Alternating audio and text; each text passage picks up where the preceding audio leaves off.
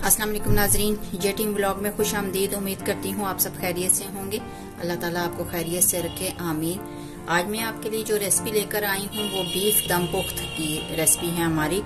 तो आए अपनी रेसिपी की तरफ चलते हैं। बिस्मिल्लाहिर्रहमानिर्रहीम। हम इसको पका रहे हैं कच्ची हांडी में। तो आप पतीले में भी पका सकती हैं, कुकर में भी पका सकती हैं, वो आपकी अपनी मर्जी है, आपने जिसमें पकाना है। सबसे पहले हमने ये आलू ले लिए हैं। मेरे पास 4 बड़े साइज के आलू थे जो मैंने काट लिए हैं। इनको हम रख देते हैं नीचे। वैसे तो नीचे रोगन भी रखा जाता है और चर्बी भी रखी जाती है, लेकिन मैं वो नहीं रख रही हूँ। तो मैं सिंपल तरीके से ये बना रही हूँ। रोगन और चर्बी के बगैर मैं बना रही हूँ। मैं इसके अंदर ऑयल शामिल करूंगी।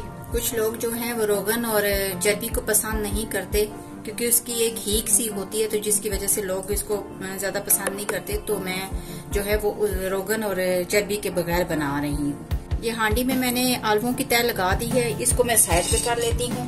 ये मेरे पास आधा किलो गोश्त है हड्डी वाला। ये चाय का 1 चम्मच नमक है मेरे पास, मैं इसके अंदर शामिल कर रही हूँ। इसको मैं अच्छे तरीके से मिक्स कर लूंगी क्योंकि ऊपर से नमक डालने का फायदा कोई नहीं होता है। नमक फिर उसके अंदर गोश्त के अंदर अच्छे तरीके से मिक्स नहीं होता। तो मैं इसको गोश्त में पहले से नमक लगा के फिर इसको मैं उसमें शामिल करूंगी। फिर मैं इसके ऊपर गोश्त रख रही हूँ।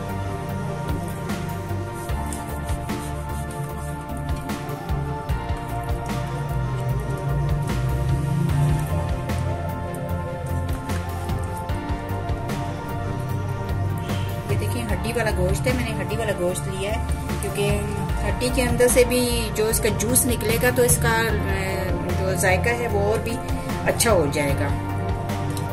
ये मैंने गोश्त इसके अंदर शामिल कर दिया। अब ये मैंने 2 दरमियाने साइज के टमाटर ले लिए। इनको मैंने 2 हिस्सों में कर दिया है। ये टमाटर भी मैं इसके ऊपर रखने लगी हूँ।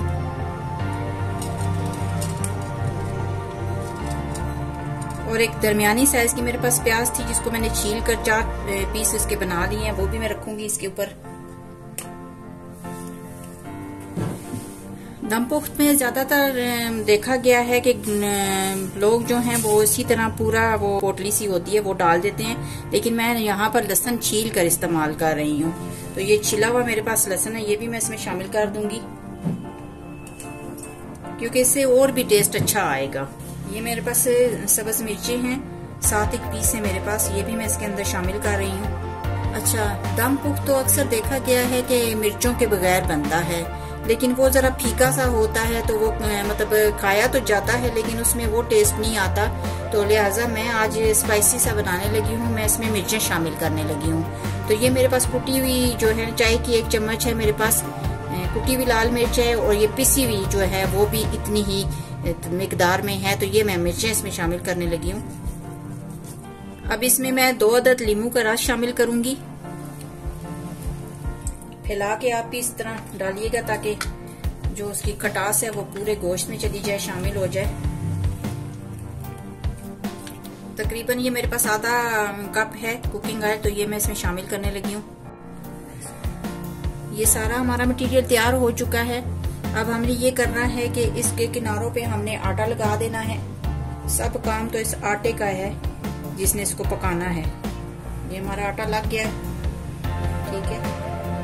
अब आपने इसका ढक्कन इसके ऊपर दबा कर दे देना है ताकि कहीं से भी इसका धुआं बाहर ना निकले।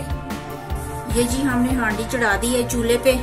तो चूल्हा फिलहाल हमने दरमियाना रखा है ताकि अंदर तक हीट चली जाए। तो उसके बाद हमने बिल्कुल हल्की आंच करके इसको तकरीबन 2 घंटे के लिए रखना है क्योंकि बीफ है, बीफ को गलने में टाइम लगेगा।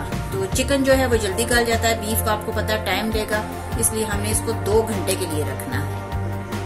तो 2 घंटे के बाद फिर हम आपको चेक कराएंगे। नाज़रीन, हमारे 2 घंटे पूरे हो चुके हैं। तो अब हम इसकी सील खोल के देखते हैं कि अंदर की क्या पोजीशन है। चूल्हा हम बंद कर देते हैं। बिस्मिल्लाहिर्रहमानिर्रहीम।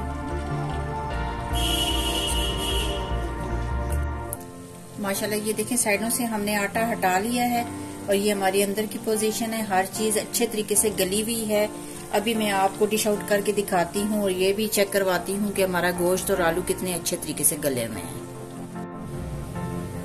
ये देखिए माशाल्लाह से ये देखिए हमारे आलू भी कितने अच्छे तरीके से गले हुए हैं, और गोश्त भी मैं आपको चेक करवा देती हूँ।